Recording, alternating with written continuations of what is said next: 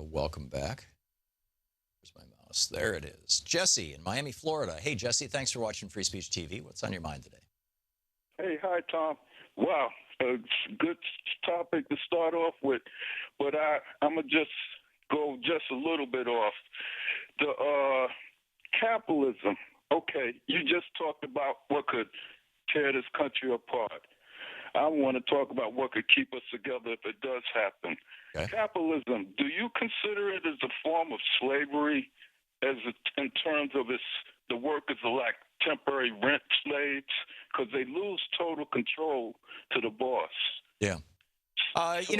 Corporations are functionally kingdoms. It's a feudal system, F-E-U-D-A-L, not F-U-T-I-L-E. And, the corporation is based in form in large part on the old kingdoms. And many of those kingdoms basically, serfs were functionally slaves. They were the property of the feudal lord. So I think you could argue that you could use that language successfully.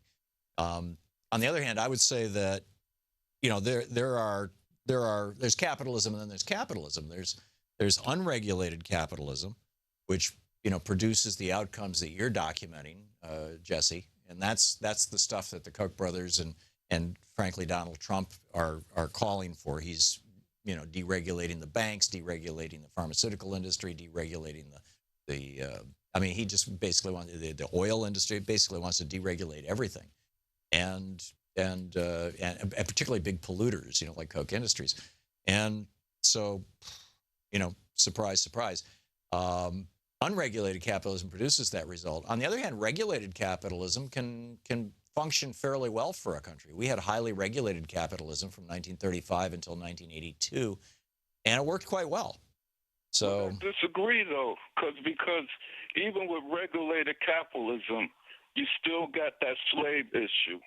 And there's no equality between the boss. Well, the balance for that is Jesse, is unions. Guy who comes along and say, "Well, I didn't invent the wheel, but you may have invented the wheel. But does all the wheels just created?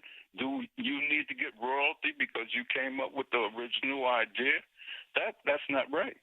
Well, and nobody ever comes up with an original idea. Everybody's building on somebody else's ideas, and now we're wandering into how corrupted and how our patent and copyright laws have basically become government guarantees of wealth. They become welfare systems for people like Bill Gates. Well, we need to get rid of it because how can you my point is that regulating capitalism isn't just a government function. The other half of it is unions.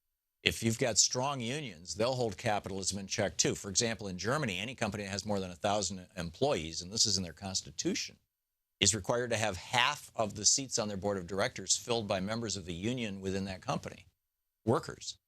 So, that's a way of regulating capitalism as well that works fairly well. So I'm not, I don't think we're ever going to kill off capitalism altogether. I'm not even sure it's a good idea. But I think that offering a wide variety of alternatives to it, Richard Wolff talks about the cooperative model. I end my book Threshold, the last chapter is all about co-ops. Also, Rebooting the American Dream, the last chapter is about co-ops. There's, worker-owned businesses.